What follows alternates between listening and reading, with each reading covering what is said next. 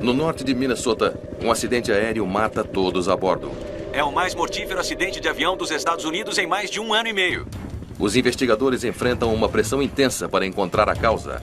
A tragédia que ocorreu põe um foco real sobre o que precisamos fazer. Só falta um. 2040? Ok. O gravador de voz da cabine de comando suscita dúvidas perturbadoras sobre um piloto inexperiente. Por que o copiloto não está falando as mudanças de altitude em voz alta? O que aconteceu aqui? Qual era o papel dele? Aguarde. Mas quando os investigadores se aprofundam mais, descobrem uma verdade sinistra. Chequei 2 vezes, não temos a sua autorização. Fiquei espantado quando li isso. Uma sequência mortífera de eventos que começaram meses antes de o avião deixar o chão.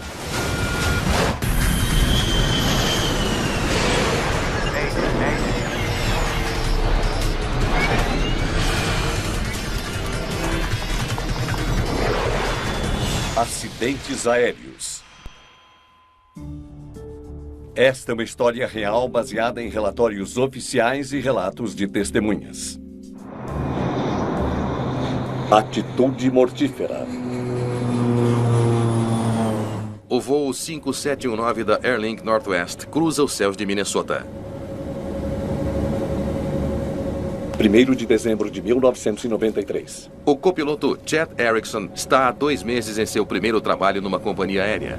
Eu tenho certeza de que o Chad estava muito animado. Esse foi o primeiro passo para conseguir o emprego que o levaria ao emprego dos sonhos, de pilotar os grandes aviões nas grandes companhias aéreas. Esta é a primeira vez em que ele faz uma rota com pernoite. Cada um tem o seu quarto? Não, vai ter que ficar comigo. É só uma cama de solteiro. Então vai ter que se enrolar aos meus pés. É claro que tem seu próprio quarto. É um contratado agora. O comandante do voo é Marvin Falletz. O comandante cresceu em Nova York. Ele foi descrito como tendo uma personalidade um pouco em desacordo com quem é do meio oeste. Ele era uma pessoa extrovertida e tinha um senso de humor sarcástico. Maldito café com gosto de urina. O copiloto tinha uma criação diferente do comandante. Ele cresceu no entorno de Minneapolis e acho que o senso de humor do meio oeste talvez seja mais discreto. Olha, ali. Está vendo aquela estrela cadente? Ou é isso ou é um avião caindo do céu.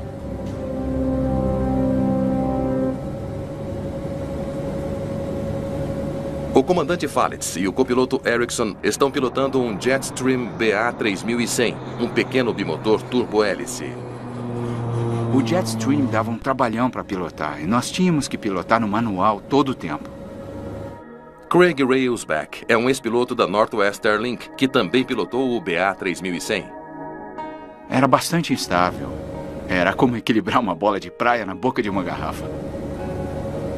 A vantagem de pilotar um avião como esse era que você ficava incrivelmente habilidoso. Quero dizer, passamos a ficar muito bons no voo por instrumentos e pilotamos em algumas condições muito difíceis e desafiadoras, que para um cara jovem é muito divertido.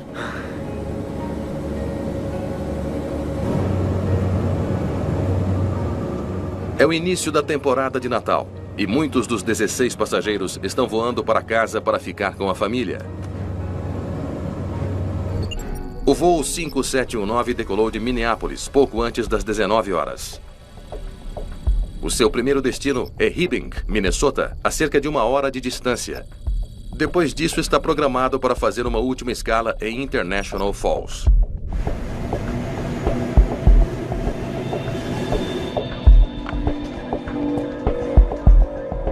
Twin City 719, clima de Hibbing, céu parcialmente nublado, chuva gelada. Hibbing é um aeroporto pequeno que não tem torre de controle. A cerca de 30 quilômetros do aeroporto, eles o liberam para aproximação por instrumentos se o clima estiver abaixo dos limites visuais. E a essa altura, uma vez que você tem autorização para aproximação, você praticamente está por conta. Espere o vetor ILS para a rota de aproximação final em Hibbing. Ok, obrigado, Twin City 719. Não podemos usar o ILS 31. Por causa da neve na pista? O quê? Por causa da neve na pista. É por isso, não é? Não dá para aterrissar com um vento de cauda em uma pista de neve. Eu nunca gosto de pousar com vento de cauda. Diga a eles que levaremos o localizador de volta para 13. O comandante decide se aproximar da pista de Hibbing do outro lado. Essa aproximação não tem os instrumentos necessários para guiar os pilotos até a pista. Ela é conhecida como aproximação de não precisão. Gostaríamos de um curso de retorno até 1-3. Entendido, prossiga. Mas está por conta própria.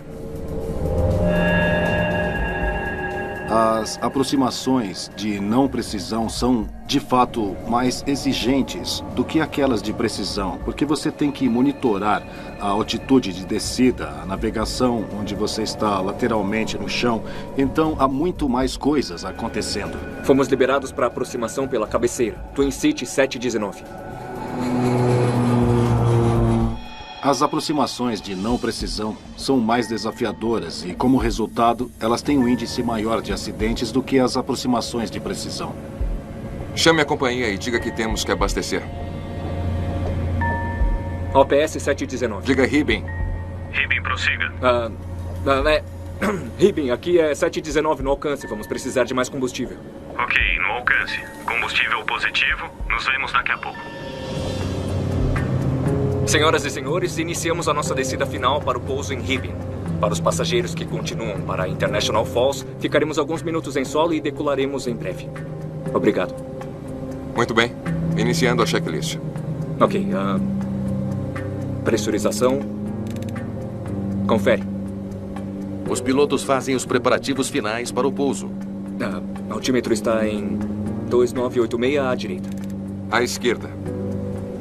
A precisão dos altímetros é algo que precisa ser verificado com muito cuidado. Se você acredita que está a 300 metros, quando de fato você está a 240, você está muito mais perto de um obstáculo ou do chão do que você esperava. Então existe uma verificação constante, porque você pode ter um altímetro defeituoso. Pouco antes das 7h50 da noite, o voo 5719 começa a descer das nuvens para a neve de uma noite fria de Minnesota. Baixar trem. Trem baixado.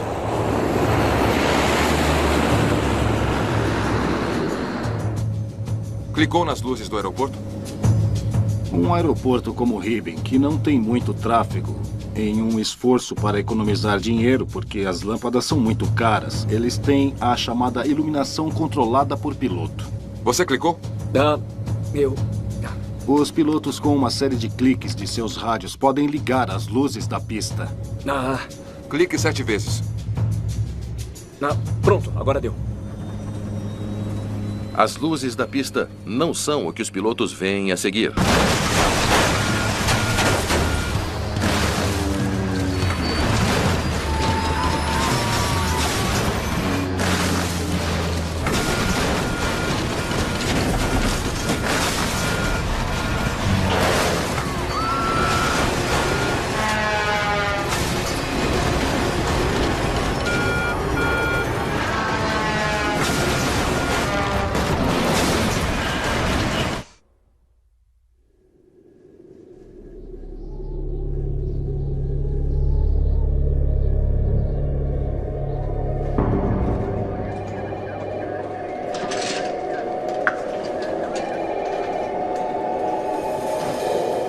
Vinte minutos se passam. Twin City 719 já pousou? Até então, os controladores de tráfego aéreo deveriam ter recebido a confirmação do voo 5719 de que ele aterrissou. Twin City 719. Por favor, responda.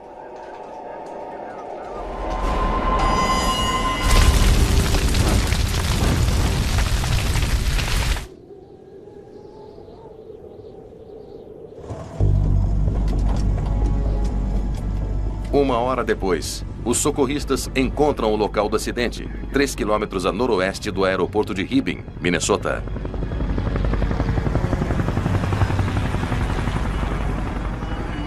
Não há sobreviventes. 18 mortes em queda de avião. Eles apenas disseram que houve um acidente de avião no parque Vic Powers e que um dos membros da nossa família estava no avião. Muitos dos passageiros eram de Hibbing, uma cidade agora devastada pelo sofrimento. A comunidade fica desesperada por respostas. Esta noite em Minnesota, os investigadores estão procurando a causa do acidente de avião mais mortífero nos Estados Unidos em mais de 1 ano e meio. O acidente fatal do voo 5719 mobiliza especialistas do National Transportation Safety Board. Recebi um telefonema do Centro de Comunicações. E o plano era para a equipe se mobilizar nas primeiras horas da manhã para chegar ao local do acidente de madrugada na manhã seguinte. O investigador de sistemas John DeLisi trabalha para a NTSB há pouco mais de 1 ano. A encosta nevada, perto de Hibbing, é o local de um dos acidentes mais horríveis que ele já viu.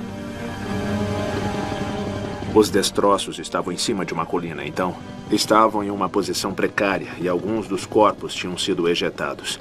Muitos ainda estavam dentro da fuselagem.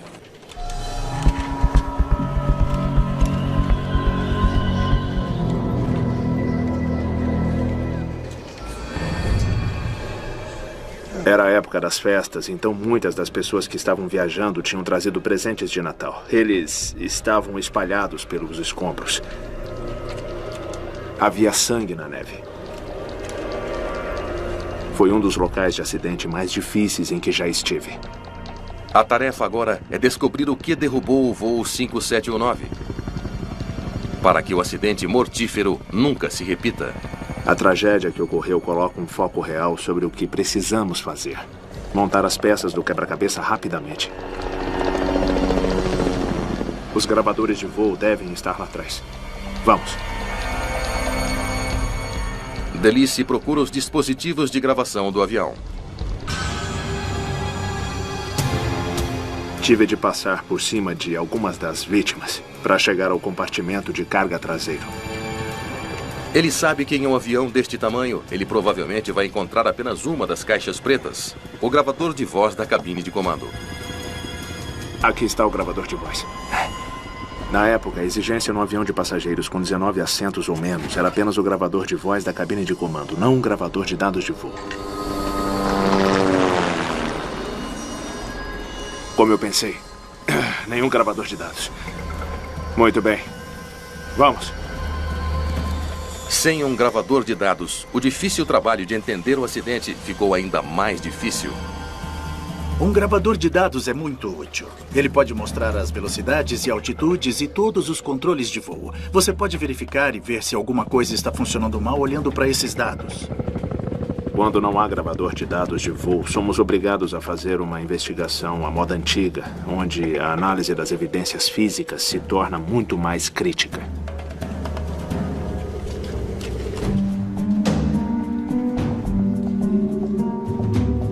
Muito bem. Vamos ver o que os dados nos dizem. Enquanto a equipe espera pelo gravador de voz, DeLisi se volta para dados de radar do controle de aproximação. Ele segue o caminho de descida do voo 5719. Os dados de radar em si foram muito valiosos para nós. Eles mostraram o perfil, a rota de voo que o avião fez para chegar ao local do acidente. Então nós rapidamente começamos a analisar isso. Logo ele percebe algo muito incomum. Olhe para este nível de descida. É ridículo. O nível de descida era o dobro do que normalmente veríamos. Deve ser cerca de 5 metros por segundo e, neste caso, era mais de 10 metros. Às vezes, até 11 metros por segundo.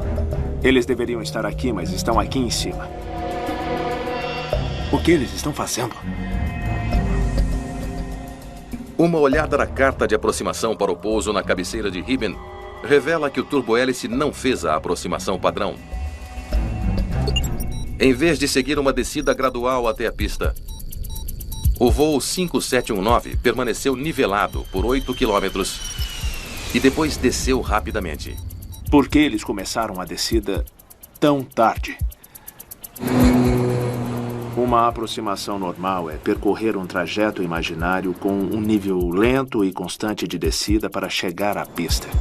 Mas este avião pareceu permanecer muito alto por um longo tempo e em seguida fez uma descida muito acentuada até o impacto. Quero ouvir o que os pilotos estavam dizendo. O gravador de voz já chegou? Eu, como piloto, Isso me faz refletir, porque quanto mais tarde você começa a descida, mais rápido você vai ter que descer para pousar. E quanto mais rápido você desce, mais difícil é controlar o nível de descida.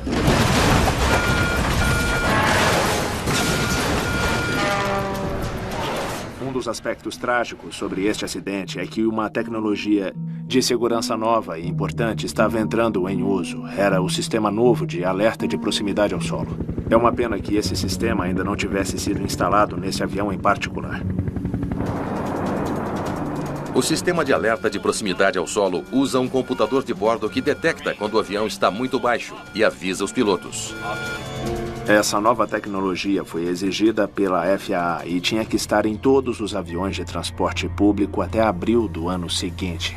Portanto, esse avião estava programado para sair de serviço e entrar em manutenção para ter o sistema de alerta de proximidade ao solo instalado cerca de mais ou menos um mês depois do acidente. Os investigadores sabem que os pilotos da Northwest Airlink não poderiam ter ouvido um alerta de baixa altitude. Mas eles ainda não entendem por que o avião estava descendo tão rapidamente. Eles se perguntam se as condições climáticas podem ter desempenhado um papel na queda. Era importante determinar se havia algo atmosférico como acúmulo de gelo que pudesse ter contribuído para essa descida extremamente rápida. Eles verificam as temperaturas e o tipo de precipitação encontrado pelo turbo-hélice. Eles fazem uma descoberta importante. Estas são condições para a formação de gelo. O avião deveria ter descido através dele. O acúmulo de gelo, particularmente nas asas de um avião, pode acabar com a sustentação que as asas são capazes de gerar. Então, às vezes, um avião com uma descida muito rápida pode indicar um movimento fora de controle causado por um acúmulo de gelo. DeLisi revisa o histórico de acidentes do Jetstream 3100 e faz uma descoberta perturbadora sobre o desempenho da aeronave no inverno. O Jetstream envolveu-se em alguns acidentes anteriores em que o acúmulo de gelo contribuiu para uma perda de controle. O Jetstream tinha um histórico do que eles chamavam de problemas de gelo na cauda, em que você poderia realmente acabar em uma posição onde você não conseguiria controlar a aeronave para o pouso, que obviamente seria importante. Portanto, se há algum indício de gelo, isso faz com que tudo seja analisado mais detalhadamente. Os investigadores precisam saber quais eram as condições de congelamento logo antes do acidente. Tem alguns minutos para mim? Eles conversam com outros pilotos que voaram para Hibbing naquela noite. Então você estava ciente do potencial de gelo durante a sua aproximação de Hibbing? Os pilotos dizem a DeLisi que enfrentaram condições de gelo moderadas. Mas por que esses dois pilotos começariam a sua descida tão tarde? Eles também descrevem uma técnica comum usada para prevenir o acúmulo de gelo. Ao conversar com outros pilotos da Northwest, começamos a aprender sobre o que eles chamavam de uma aproximação enterrada. Eles descreveram essa aproximação como uma em que é preciso passar por uma área de gelo e as tripulações querem minimizar o tempo que passam lá. Assim, eles podem manter a sua altitude até perto do aeroporto. E então, muito rapidamente, fazer uma descida íngreme para passar pelas altitudes em que há gelo o mais rapidamente possível. Essa não é uma técnica padrão, mas quando começamos a ouvir a respeito dela, ela correspondeu ao que estávamos vendo no radar de controle do tráfego aéreo. Agora parece que a descida rápida não foi devido a uma perda de controle causada por formação de gelo. Em vez disso, parece que fazia parte de uma estratégia proposital para evitar a formação de gelo. Os pilotos profissionais lidam muito com isso e exige muita habilidade na pilotagem para baixar o avião rapidamente sem que a velocidade suba a um nível inaceitavelmente alto. Marvin Falletts era um comandante experiente. Baixar o trem. Que tinha voado em invernos rigorosos incontáveis vezes. Ele era mais do que capaz de executar com segurança uma descida acentuada. Então, o que deu errado no voo 5719?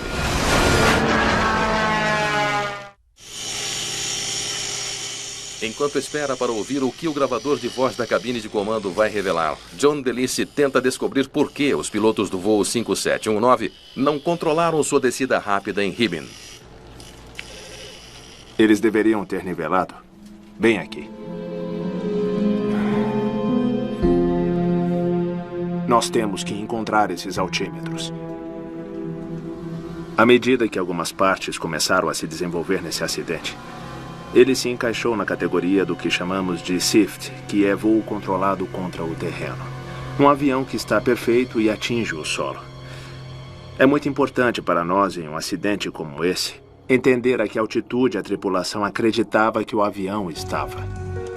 O Jetstream BA-3100 tem 2 altímetros na cabine de comando. Consegui. Delice quer que ambos sejam examinados para ver se há sinais de mau funcionamento. Coloque esse altímetro com o outro. Vamos testá-los imediatamente. Se houvesse um mau funcionamento dos altímetros, poderia ter indicado para a tripulação que o avião ainda estava bem acima do solo, quando na verdade não estava.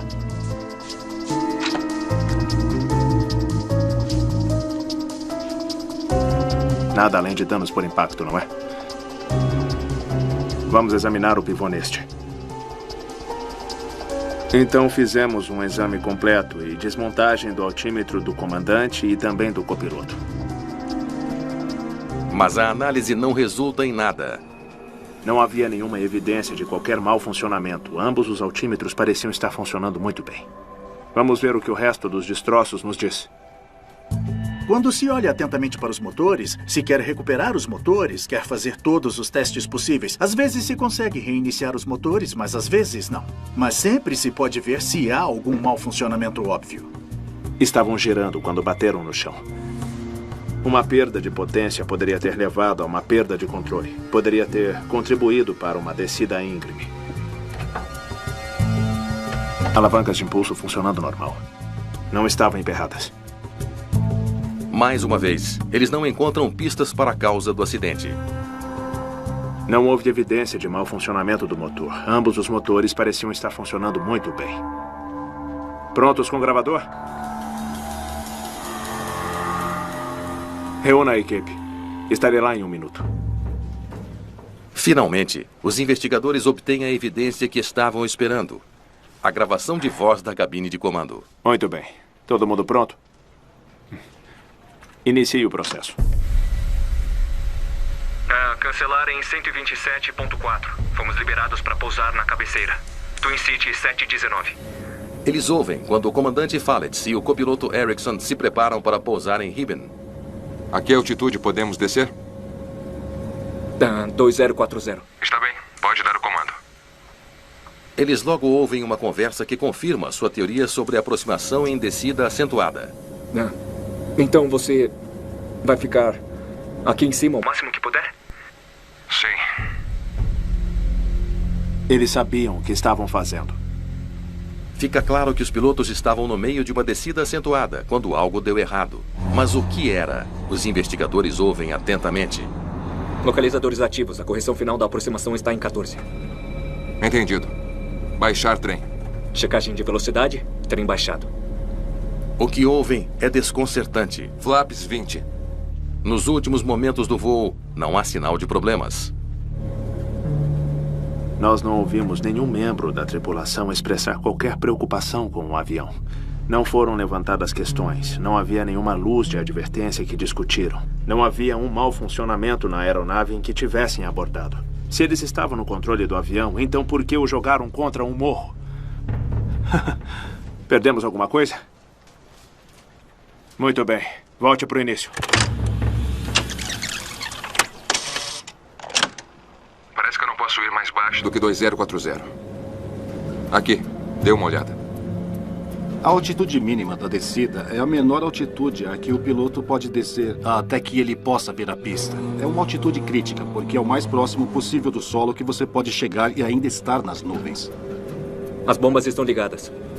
Os investigadores ouvem atentamente a gravação. E falta completar a checklist final. E o que não é falado é o que os alarma mais.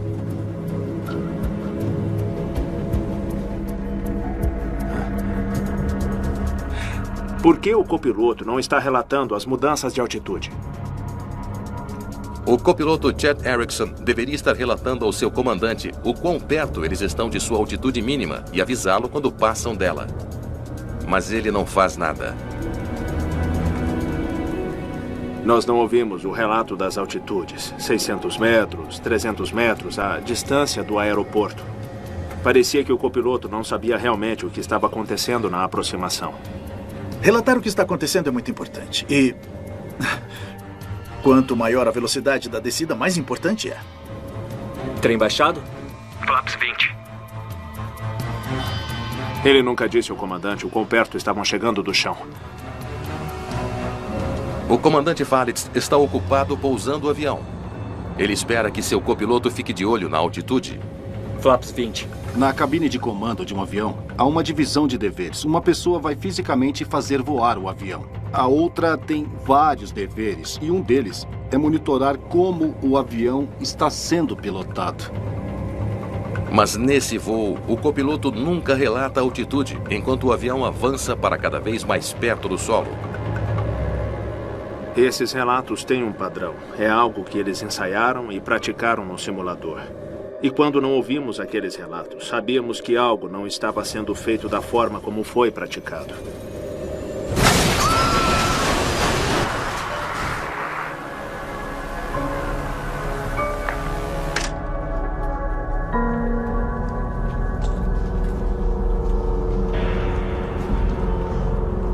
O gravador de voz leva os investigadores à seguinte pergunta. A perda de 18 vidas no acidente de Hiben decorreu das falhas de um jovem piloto inexperiente? Ele era um cara novo. Talvez ele simplesmente não soubesse.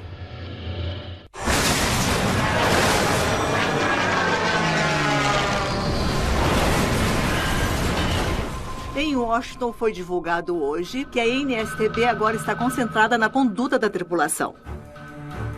Malcolm Brenner é um psicólogo de aviação da NTSB. Meu papel na investigação foi servir como investigador de desempenho humano. Assim, no desempenho humano, analisamos as questões humanas como a origem dos pilotos, o seu treinamento, a sua interação, as pressões da empresa, qualquer tipo de questão que nos dá uma perspectiva mais ampla. 1.93. Os investigadores precisam descobrir tudo o que puderem sobre o copiloto de 25 anos de idade que não fez relatos críticos de altitude durante a descida do voo. Bem, descobrimos que o copiloto era relativamente novo. Ele havia sido treinado e não tinha formação militar. Cada um tem o seu quarto?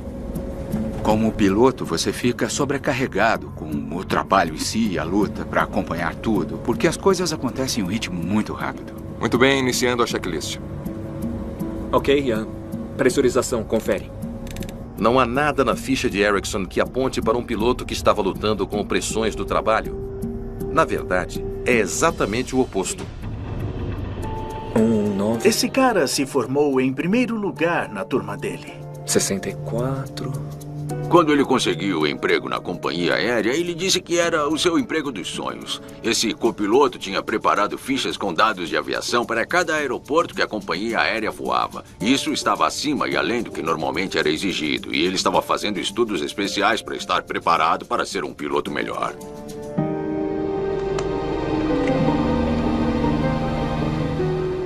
Todos que voaram com ele o consideravam um excelente piloto. Então, isso não se encaixa. Não foi o copiloto. Então procuramos outro motivo. Por que ele não verbalizou as altitudes? Qual seria a causa de não fazer isso? Então, o que sabemos sobre o comandante? Então eles esperam que você trabalhe em seus dias de folga. É ridículo. É, claro, voe até International Falls só para você voar de volta de onde você acabou de chegar. E aí, corra para fazer outro voo para Deus sabe onde. Sabe, acho que vai demorar 3 horas para me sentar atrás do manche no meu primeiro voo do dia. Fala sério, mas que vida, hein? Primeiro, se fala com pilotos que tinham voado com ele ou que sabiam de sua capacidade. Deixa eu ver esse arquivo. Houve alguma coisa que se destacou que indicou que havia algo anormal com ele? O comandante foi descrito por seus amigos como sendo inteligente e tendo uma personalidade envolvente. Deixa eu ver os testes dele. O comandante Falitz era conhecido como um comandante sênior experiente, mas uma investigação mais minuciosa revela um homem com uma ficha preocupante. Quando examinamos a ficha de treinamento do comandante, começamos a entender que ele teve alguns problemas anteriores em seu treinamento. Bum, bum, bum. Logo depois que ele se juntou à empresa, ele falhou em seu exame oral. Ele falhou mais 2 exames de proficiência em sua carreira. É incomum para um piloto profissional falhar tantas vezes. O problema não tinha sido rastreado por ninguém na organização, porque ele tinha falhado em locais diferentes. Então, ninguém juntou tudo. Até que nós o fizemos. Alguns dos pilotos instrutores observaram que sua gestão de recursos da cabine de comando não estava à altura e que ele tinha uma tendência a ser dominador na cabine de comando. Ele tinha um problema ao lidar com outras pessoas. Tudo isso são queixas formais contra o comandante Fallett? O Marvin foi o primeiro comandante com quem voei depois da minha experiência inicial de operação e ele tendia a ser um pouco dominador e repreendia você e era intolerante com erros.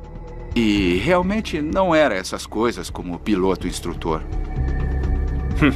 Nossa. Talvez a queixa mais perturbadora contra o comandante Fallett é que ele atingiu fisicamente um colega quando estava com raiva. Um piloto profissional fisicamente brigar ou tentar disciplinar um colega de trabalho é totalmente inaceitável. É uma conduta inaceitável. Eu não entendo. O que estava deixando esse cara tão bravo? Você só pode estar brincando comigo. Segundo as pessoas que o conheciam, o moral do comandante Fallett sofreu um grande golpe quando a Northwest Airlink instituiu uma nova política de residência para os seus pilotos. Cerca de 1 ano antes, a companhia, a fim de reduzir custos, começou uma nova política onde eles exigiram que os pilotos residissem em seus postos remotos. Eram cidades pequenas no entorno de Minneapolis. Por que estamos fazendo esta viagem? Eu não sei por quê. Talvez alguém tenha ficado doente. Isso foi muito mal recebido pela comunidade dos pilotos, porque isso significava que precisavam se mudar quando tinham raízes em Minneapolis e crianças indo para a escola e cônjuges trabalhando e hipotecas para pagar. A curto prazo, eles tiveram que se mudar para essas estações remotas. A relação entre a empresa e os pilotos estava ruim e alguns de nós estavam extremamente infelizes e eu acho que Marvin estava muito infeliz com a companhia. Ele tinha se acostumado a viver na área de Minneapolis. Ele tinha amigos lá, ele tinha uma vida social. O comandante lutou muito para permanecer em Minneapolis. Ele não queria se mudar. E a única maneira que ele poderia fazê-lo era ser rebaixado, o que significou um corte de 12% em seu salário. A que horas nós decolamos?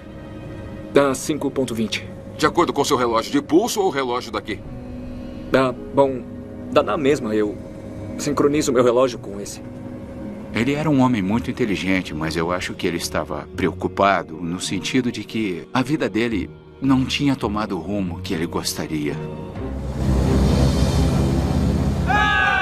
Os investigadores fazem outra descoberta perturbadora.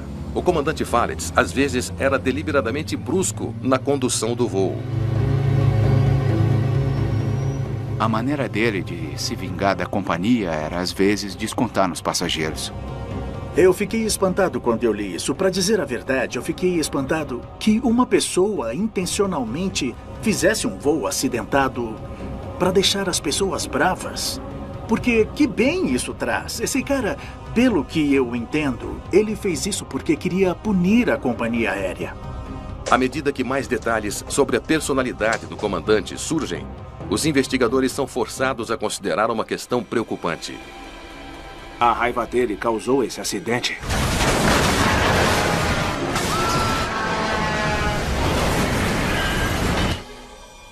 Eles descobrem que uma das agentes de atendimento ao cliente da companhia aérea teve uma discussão com o comandante pouco antes do embarque no malfadado voo. Precisamos ouvir a história dessa mulher. Eu me lembro de cada palavra. É como se tivesse acontecido ontem. Olá, querida. Vou de carona neste voo. Marvin Fallett. A carona é quando a companhia aérea posiciona pilotos e comissários de bordo em uma cidade diferente para que eles então possam agir e pilotar ativamente um voo mais tarde. Então, você pode ir do ponto A ao ponto B e então de lá você atuará como membro da tripulação em um voo separado. Desculpa, mas o seu nome não está na lista. Cheque de novo. Marvin Falitz. F-A-L-I-T-Z. Eu chequei 2 vezes, senhor. Não temos a sua autorização. A documentação que a agente tinha não incluía autorização de carona para o comandante. Olha, não é física quântica. Pegue o telefone e ligue para o despachante. Eu estou muito ocupada. Por que o senhor não liga? Como você vive consigo mesma, sabendo que você é completamente inútil? Ele se recusou. Ele insistiu que ela deveria telefonar e saiu furioso. Eu nunca tinha visto um piloto tão furioso antes. Como um bom piloto profissional, ele deve ser capaz de manter o desempenho profissional, mesmo que ele tenha coisas em sua vida pessoal ou esses distúrbios acontecendo. Esse comandante não fez isso.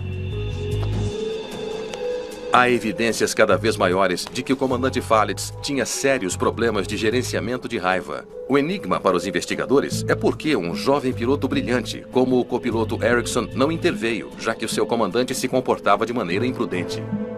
Alô? Eles recebem um telefonema de um agente de serviço de rampa no aeroporto de Minneapolis. Ele afirma ter detalhes importantes sobre os pilotos que comandavam o voo 5719. Por que a checagem exterior de pré-voo não foi feita? Eu estava... Não verificou as malditas luzes exteriores. O agente de serviço testemunhou o comandante Falitz repreendendo o copiloto Chad Erickson sobre uma checagem pré-voo. Eu ia verificar as luzes de dentro da cabine de comando. Não é assim que se faz. Você tem que ir lá fora e ver com seus próprios olhos estúpidos.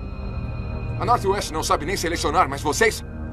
Quer saber que se dane? Vou fazer sozinho. Olha só, O comandante estava sendo muito crítico com o copiloto, e o copiloto era relativamente novo, então, sabe, poderia cometer erros.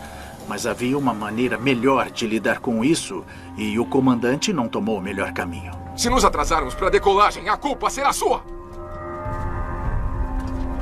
Isso aconteceu imediatamente antes do voo, então estabeleceu o tom para os dois trabalharem juntos.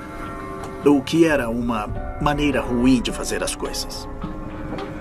A comunicação entre os membros da tripulação de voo é um componente essencial da segurança na aviação. Nós chamamos de gerenciamento de recursos. E ele garante que todos na cabine concordem com o que o avião está fazendo e qual é sua intenção. Certo, obrigado. Tragam um gravador de voz para cá. Precisamos descobrir o que estava acontecendo entre esses dois pilotos. Muito bem. Inicie o processo. Depois de descobrir detalhes surpreendentes sobre o comportamento às vezes rude e até mesmo agressivo do comandante Falitz, os investigadores ouvem a gravação da cabine de comando sob uma nova luz. Chame a companhia e diga que precisamos reabastecer. Ao ouvir o gravador de voz, o comandante faz muitas correções ou dá instruções para o copiloto sobre coisas muito simples. OPS 719. Diga Ribbing. Ribbing, prossiga. Ribbing. Ele foi intimidador e não construtivo. Combustível positivo, nos vemos daqui a pouco. Não pode só dizer OPS. Tem que especificar quem deve responder. Ribbing, Sucite, Duluth. Antes de ser piloto de avião, fui instrutor de voo. E um jeito garantido de fazer esses caras se fecharem e deixá-los incapazes de ter um bom desempenho era repreendê-los, humilhá-los, constrangê-los. Cada um tem o seu quarto? Não, você vai ter que ficar comigo. E é só uma cama de solteiro. Então você vai ter que se enrolar aos meus pés. O tom do comandante não foi muito receptivo, foi agressivo e levou a uma quebra da gestão adequada com o copiloto. Você tem 14 quilômetros para o arco. Só ponha isso na sua prancheta e me diga como fazer quando eu precisar de informações, ok? Então o comandante o estava depreciando. Não, essa coisa é para isso que serve.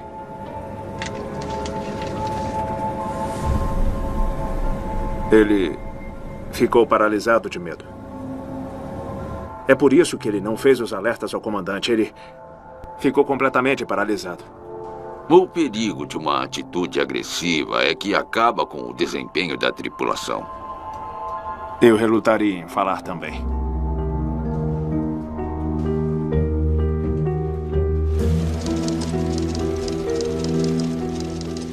Os investigadores acham que finalmente entendem todos os eventos e circunstâncias que fizeram com que um avião da Northwest Airlink se precipitasse de nariz para o chão perto de Hibben, Minnesota. Foi perturbador ouvir sobre o histórico do comandante e seus problemas de surto de raiva. Como você vive consigo mesma, sabendo que você é completamente inútil? Você tem que ir lá fora e ver com seus próprios olhos estúpidos. E quando juntamos isso com o ambiente que nós o ouvimos criar na cabine de comando através do gravador de voz, as coisas começaram a fazer sentido. Então você vai ficar aqui em cima o máximo que puder? Sim. O comandante tinha um plano. Mas já que não era o plano padrão, o copiloto não sabia o que era. Clicou nas luzes do aeroporto? Enquanto eles estavam dentro da faixa de aproximação final com um índice de descida a mais de 10 metros por segundo. Clique nele. Clique 7 vezes. Tá, sim. O comandante parece repreender o copiloto sobre clicar no botão de rádio para ligar as luzes da pista. Ok, agora sim. Ele teve medo de fazer alguma coisa. Então isso meio que explicou por que ele ficou em silêncio a maior parte do tempo. O copiloto não pôde participar no monitoramento da velocidade e também da altitude. O copiloto não interferiu em nada no voo.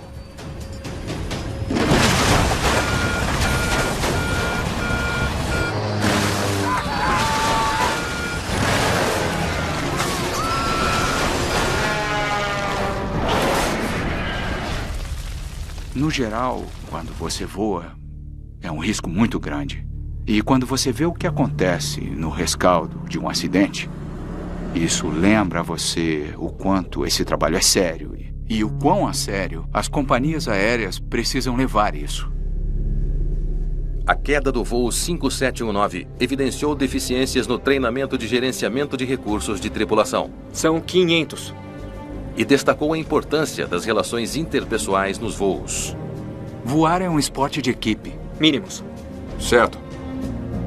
É importante ter uma atitude de equipe.